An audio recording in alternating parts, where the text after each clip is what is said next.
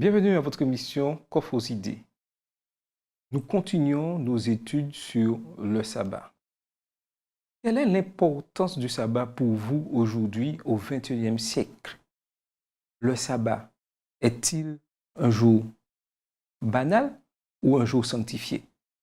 Nous allons discuter aujourd'hui avec Saïda et Davis va nous faire la prière. Dieu, nous te prions, nous te remercions de nous avoir créés. Éclaire-nous afin que nous comprenions l'importance du sabbat et sa sainteté. Guide-nous dans nos échanges et tous ceux qui nous regardent également. Nous te prions au nom de Jésus. Amen. Amen. Amen. Alors, nous allons ouvrir la Bible dans le livre d'Exode au chapitre 31 et les versets 14 à 18. Là, nous voyons que Dieu parle à Moïse et lui donne, je dirais, des instructions.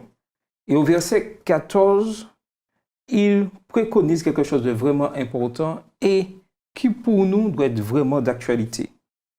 Et il dit, « Vous observerez le sabbat, car il sera pour vous une chose sainte. Celui qui le profanera sera puni de mort. Celui qui fera quelque ouvrage ce jour-là sera retranché du milieu de son peuple. On travaillera 6 jours, mais le 7e jour est le sabbat, le jour du repos consacré à l'Éternel. Celui qui fera quelque ouvrage le jour du sabbat sera puni de mort. Les enfants d'Israël observeront le sabbat en le célébrant eux et leurs descendants comme une alliance perpétuelle. Ce sera entre moi et les enfants d'Israël un signe qui devra durer à perpétuité, car en 6 jours l'Éternel a fait les cieux et la terre, et le 7e jour il a cessé son œuvre et il s'est reposé. Lorsque l'Éternel eut achevé de parler à Moïse sur la montagne de Sinaï, il lui donna les 2 tables du témoignage, tables de pierre écrites du doigt de Dieu. Nous voyons là quelque chose, je dirais, de formidable, où Dieu rappelle, pas d'oublier, c'est un rappel, parce que nous avons vu déjà dans les leçons précédentes que dans Genèse 1 et 2, où nous voyons l'institution émise du sabbat. Mais Dieu rappelle aux enfants d'Israël ceci du 4e commandement. Ma question serait, pourquoi Dieu rappelle ceci au peuple? Quand Dieu rappelle les choses, c'est parce qu'elles sont importantes et essentielles.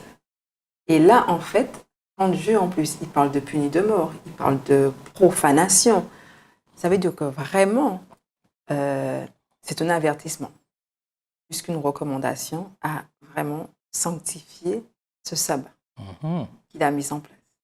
Donc, c'est pour ça, en fait, que je me dis que Dieu se répète. Mais il se répète parce que des fois, nous sommes un peu durs d'oreille, je pense. Et aux malentendants. Oublieux. On a souvent besoin que Dieu nous rappelle certaines choses importantes. Parce que quand on mène notre petite vie, on peut avoir tendance à oublier ces choses-là.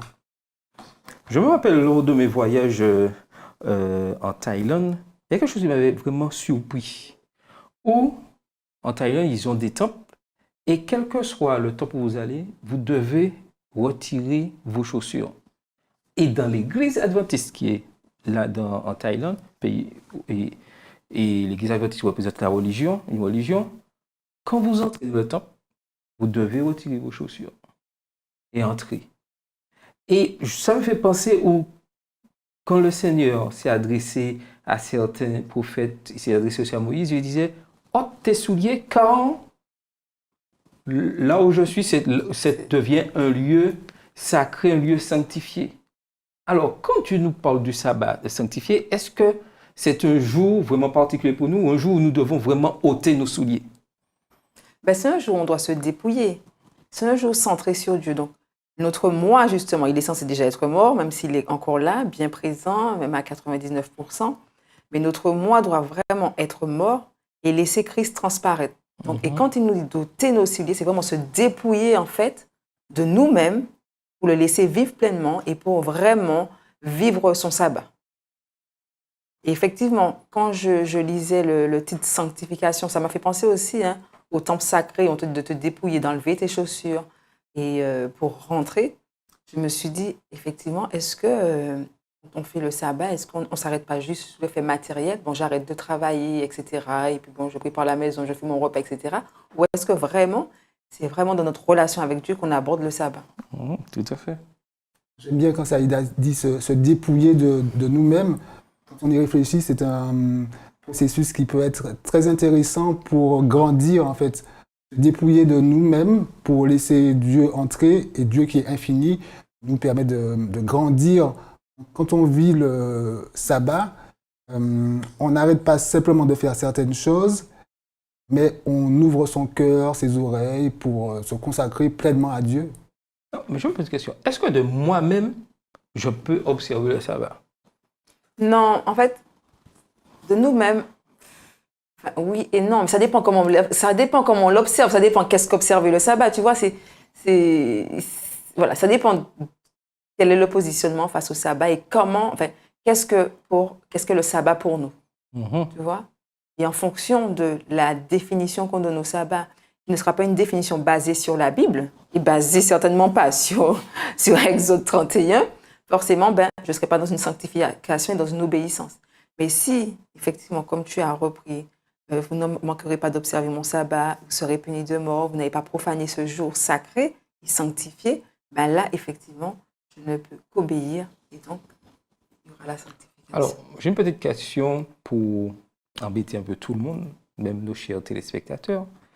Mais Dieu dit qu'il sera puni de mort. Si aujourd'hui je n'observe pas le sabbat, si je néglige le sabbat, est-ce que je serai puni de mort? Ah, ça. Serais-je condamné? Mais en fait, quand il parle de la mort, en fait, je ne sais pas. Éclaire-moi, dis-moi si je suis dans le faux ou dans le vrai. En fait, Dieu veut pour nous la vie éternelle. Donc, il use de patience envers nous.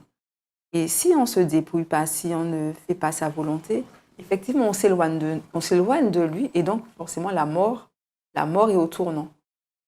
Cette mort spirituelle est loin de cette vie éternelle et loin de cette espérance qu'on a de revoir Christ. Donc, je pense qu'il met l'accent dessus. Enfin, en tout cas, c'est comme ça que moi, j'interprète puni de mort. Je ne sais pas pour toi. Concernant le fait de mourir à l'instant, visiblement non, sinon la Terre serait beaucoup moins peuplée, puisque on n'est pas si nombreux. Commencez déjà par nous aussi, par moi qui observe. Peut-être oui. je ne serai plus là. Dieu, c'est un Dieu de grâce. On peut se demander pourquoi à l'époque, il punissait comme ça. Quand on lit certaines histoires d'Exode, on comprend que la mort était instantanée pour certains pour servir d'exemple, pour que les autres n'imitent pas le mauvais exemple et pour que le mal ne grandisse pas. Tout à fait. Et ça a utilisé un mot très important, obéissance. C'est là la clé. Et nous remarquons que lorsque nous désobéissons au commandement, et je ne prends pas tout de suite le quatrième, je prends celui tu ne tueras point, amène toujours à des complications. Donc, le manque, la non-observation des commandements nous met dans un terrain, je dirais, piégeux. Et lorsqu'on voit ce que Jean dit dans 1 Jean 5, verset 3, il nous dit « Car l'amour de Dieu consiste à garder ses commandements, et ces commandements ne sont pas pénibles. » Donc, ma question, le sabbat est-il pénible pour vous? Ah non, certainement pas. Moi, j'attends le vendredi avec impatience. Quand le coucher du soleil arrive, je me dis merci Seigneur, merci, amen, parce que franchement, non. Non. Donc, ce n'est pas pénible, mais bien sûr, là, quand je dis ça, c'est le moi qui parle, mais en approfondissant vraiment qu'est-ce que le sabbat et l'institution même du sabbat, je me dis, oui, où est-ce que j'en suis et comment je me positionne et voilà, est-ce que vraiment, je suis vraiment dedans, quoi. Tout à fait. Donc, effectivement, là, je dis que ce n'est pas pénible. Mais si je rentre en profondeur du sabbat et en le sanctifiant réellement comme il devrait être, peut-être que je parlerai différemment. J'ai une petite question pour vous. Est-ce que c'est nous vraiment qui sanctifions le sabbat? Et sanctifier, c'est mettre à part, on peut dire que le sabbat est déjà sanctifié, puisque c'est Dieu qui l'a mis à part. Dans Exode 31, verset 14, vous observerez le sabbat car il sera pour vous une chose sainte. Il est déjà saint si on croit à ce que la Bible dit. Tout à fait. Tout ça pour dire que nous sommes appelés à observer et que c'est un jour qui a été sanctifié par Dieu. Donc, notre obéissance à Dieu implique l'observation du sabbat. Obéissance et sanctification vont ensemble.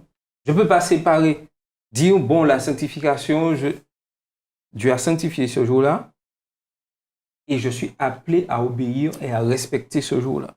Alors, c'est un jour mis à part. Donc, que je ne fais pas ma volonté, je ne fais pas ce que je veux. Vous avez quelque chose, Saïda? Non, quand tu as dit ça, obéissance, et je me dis, est-ce que, voilà, où est-ce qu'on en est? Est-ce qu'on obéit vraiment à Dieu, en fait? Oui. Est-ce qu'on obéit? Et donc, parce que ça va de pair, obéissance et sanctification. Alors, on se dit que quelquefois on obéit, mais est-ce que pour autant on est dans la sanctification, en fait? Et pour être sanctifié, pour que Dieu nous sanctifie, c'est-à-dire que nos vies sont en adéquation avec sa volonté. Oui, tout à fait. Et je dirais, c'est simple. C'est Dieu qui sanctifie, mais il a une condition non négociable pour cette sanctification, c'est notre obéissance. C'est-à-dire que sans la sanctification ne va pas sans l'obéissance. Je ne peux pas dire, oui, Seigneur, sanctifie-moi, je veux être sanctifié par rapport à ton jour, et que je n'obéis pas aux lois de Dieu. Ce n'est pas possible. Ça ne va pas. Mais notre ennemi essaie à nous faire croire que, comme depuis Adam et Ève, et vous toujours, et tous ceux qui ont suivi, ils croient que c'est possible. Oui, c'est un jour à part, sanctifie-le. Mais tu n'es pas obligé. Est-ce que tu es vraiment obligé d'observer ce jour de sabbat, comme Dieu le dit, du coucher du soleil à vendredi au coucher du samedi? Bon, est-ce que c'est pas si simple? Bon, je vais au top de 9h à... Non, 9h, c'est un peu trop tôt quand même, 10h midi, j'arrive en retard, parce que bon, quand même, ça, je fais 10h midi, ça devrait suffire, Seigneur. Oui, non, je suis venu dans l'adoration, j'ai écouté ton message, on a chanté. Mais pourquoi ça ne suffit pas? Alors pour vous, pourquoi ça ne suffit pas? Alors déjà, une adoration de 10h à midi. Vas-y. Est-ce que adorer le sabbat 24 heures, est-ce qu'on le vit comme un fardeau? Alors que c'est un cadeau. Si on réfléchit bien, c'est un cadeau. Tout à fait, c'est un cadeau. Ouais, c'est une bonne piste, c'est un cadeau. Alors, mon 10h midi, est-ce que ça suffit pour dire que... L'Éternel s'est répété, il a mis 24 heures. Oui. 10h midi, ça fait 2 heures. Ça fait 2 heures. Il manque encore des heures. Il manque des heures. Alors, peut-être que 10h midi, c'est rater 24 heures de bénédiction. Il manque encore 22 heures. Il manque encore 2 heures de bénédiction. Ça, j'aime bien ça. C'est rater quelque chose. Voilà. Et lorsqu'on a compris ça, qu'on va rater quelque chose, on fait tout pour profiter pleinement, je dirais, de ces 24 heures que Dieu nous donne. Et je dirais que c'est non négociable. Pourquoi je dis ça, non négociable? Parce que malheureusement, certains, et nous-mêmes aussi, lorsque je pense surtout nous allons en vacances dans la France métropolitaine ou dans d'autres endroits où le soleil, le vendredi soir, se couche à 22 heures, à Ben Alléluia. Mais sachant que c'est 24 heures, ça veut dire que le samedi, il se couche aussi à 22 heures. Amen, Alléluia. Oui, mon frère. Oui, mon frère. Je suis d'accord avec toi. Mais il faut avouer que, et c'est le samedi soir, il y a... Donc, dire quand je suis dans ces conditions, je dirais coucher du soleil 22h, si je mets 18h, ce serait bon aussi. Non, là, c'est le 3. Et tu ne serais pas dans une obéissance, dans la sanctification du sabbat. Il est parlé de coucher du soleil, à moins qu'on puisse parler au soleil et lui dire de se coucher plus ou moins tard. Et donc là, tu voudrais être créateur et non créature de Dieu. Tout à fait. Et ça, c'est important. Quel que soit l'endroit où je suis, je dois pouvoir observer. C'est vrai que pour nous aux Antilles, c'est bon, 18h, 18h30, des fois 17h30, 18h30, ça va.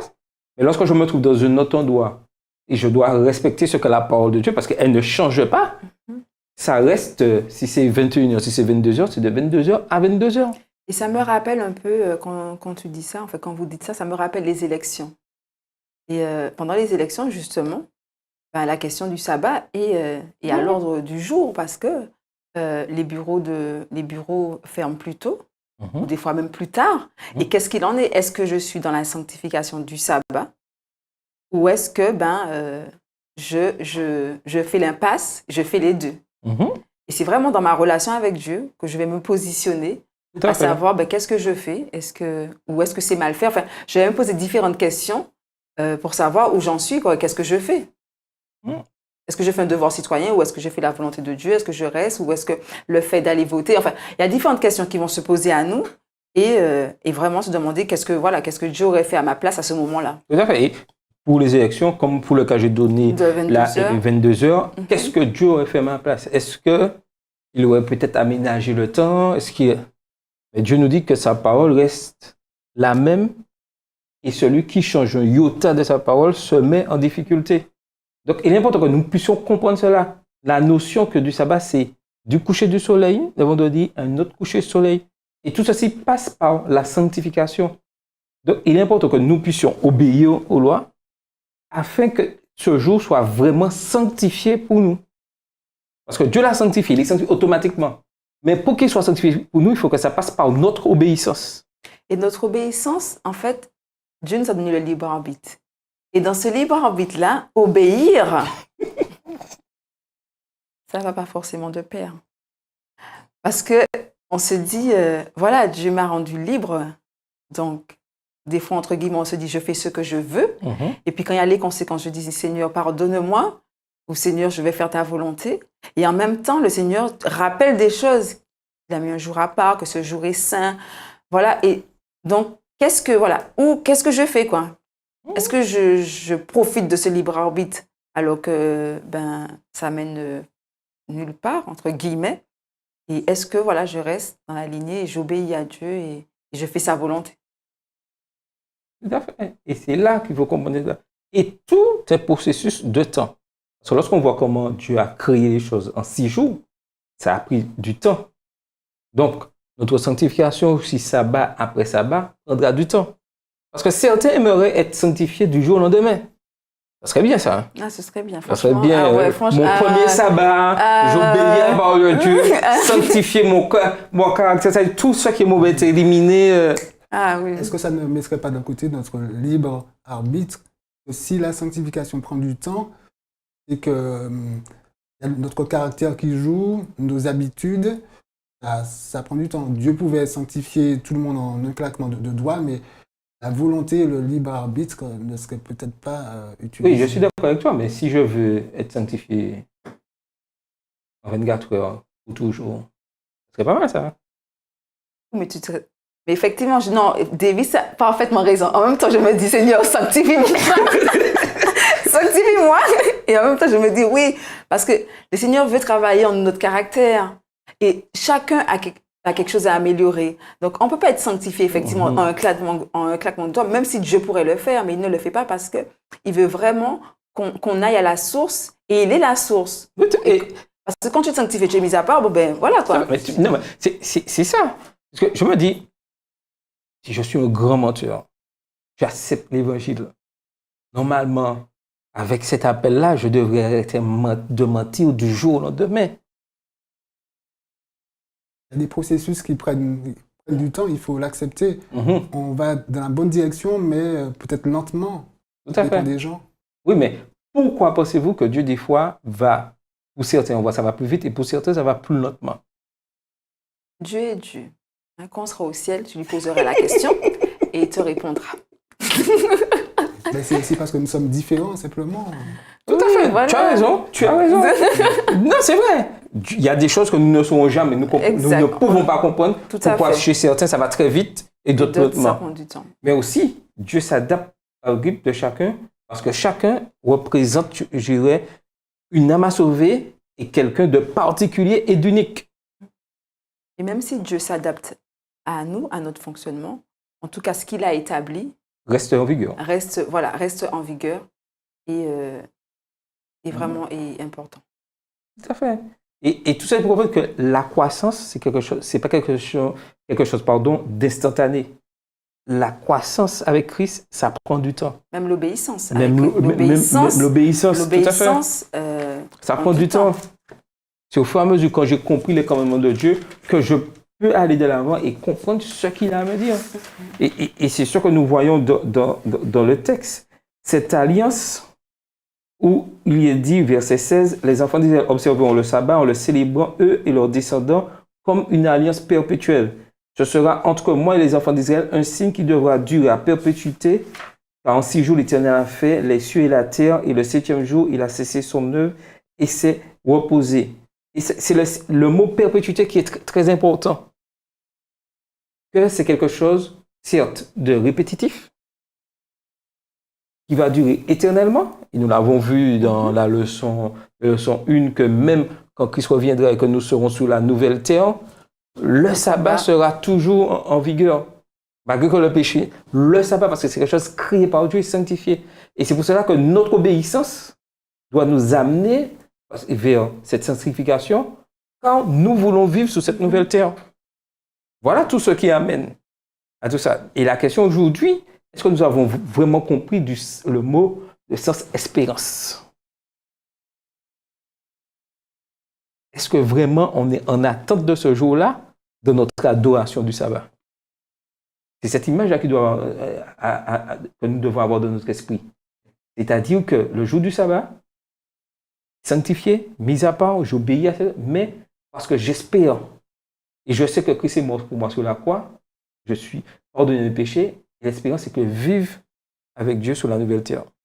Et d'ailleurs, Charles, les 24 heures du sabbat peuvent être considérées comme un avant-goût de la vie éternelle, puisque on est censé être ce jour-là sans préoccupation terrestre, sans soucis, sans... Voilà. Ma question est, est-ce que vraiment on est sans soucis?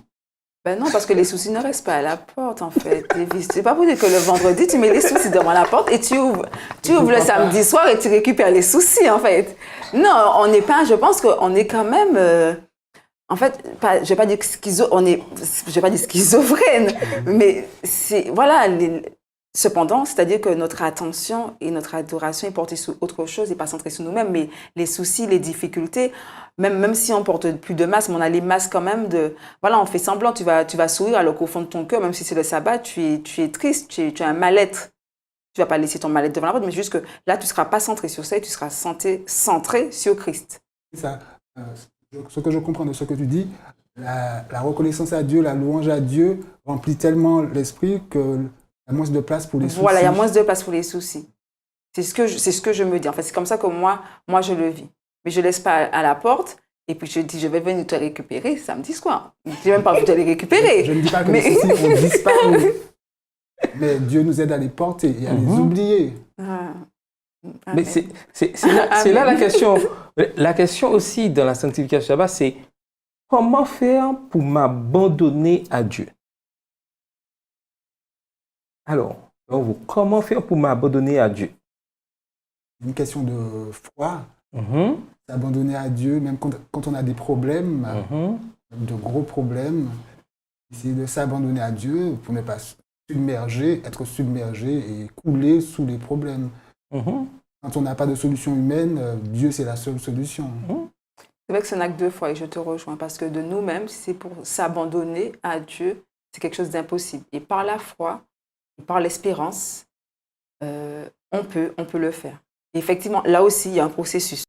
Il y a un processus de pouvoir s'abandonner totalement, de pouvoir lâcher prise dans ses mains, de pouvoir le laisser prendre le contrôle, prendre toutes les décisions. C'est aussi quelque chose de toute une vie parce qu'il y a des sujets où on est plus sensible et on ne voudrait pas abandonner ça au pied de Dieu alors qu'il dit que déposer tout à mes pieds. Mais c'est vrai qu'il y a des choses qu'on veut... voilà, on est 2 mois, voilà, on est quand même dans un tiraillement. Mais c'est vrai. Tout à fait. Et c'est vrai que lorsque nous avons la pression de la société, les difficultés de l'heure, c'est vrai qu'il est difficile pour certains d'entre nous de dire que c'est Dieu au contrôle et remettre tout entre les mains de Dieu. Mais Dieu, il nous aime tellement qu'il nous laisse libres d'obéir. Et j'utilise volontairement de ça. Il nous laisse libres d'obéir. Mais tu dis quand même, tu seras puni de mort. Hein. Si tu n'obéis pas. Si tu n'obéis pas. Donc... Oui. Mais notre espérance, nous l'avons parce que nous obéissons. Et Tout à si fait. nous refusons d'obéir, Oui. c'est la mort éternelle qui nous attend. Certes, ce n'est pas un jugement comme du temps du peuple d'Israël, tout de suite. Mais si je refuse d'observer le sabbat régulièrement, volontairement, alors que j'ai la connaissance, c'est surtout ça, j'ai la connaissance, je vais à ma perte. Si je ne pouvais pas dire, quand Christ reviendra, dire, oui Seigneur, mais j'étais là, j'étais au culte de 10h à midi. Tu vois la volonté que j'avais. Le Seigneur me dira, les 22 autres heures, qu'est-ce que tu faisais? Et je serai amené dans cette perte, à la mort éternelle.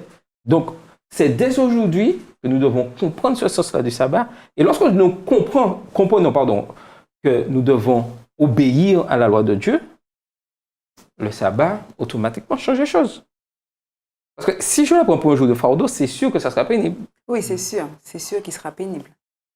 Et si ça sera pénible, je Il vais sera dire, long, 24 heures, c'est 24 heures, c'est long quand même. c'est long. Oui. C'est long quand c'est un fardeau à porter. exact. Mais quand c'est le joug du Seigneur à porter, c'est beaucoup plus léger, beaucoup plus facile. Et c'est un jour d'adoration où nous échangeons entre nous frères et sœurs, que nous apprenons à encore mieux connaître la parole de Dieu et surtout à connaître qui est Dieu.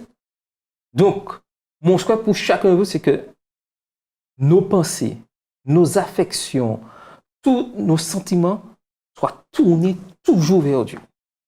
Toujours vers Dieu. Et là, nous comprendrons encore mieux le sens de ce jour de repos sanctifié. En tout cas, restons fidèles à la parole de Dieu et surtout, sabbat après sabbat, profitons de ces moments de délice que le Seigneur nous donne. C'était votre mission, Coffres idées.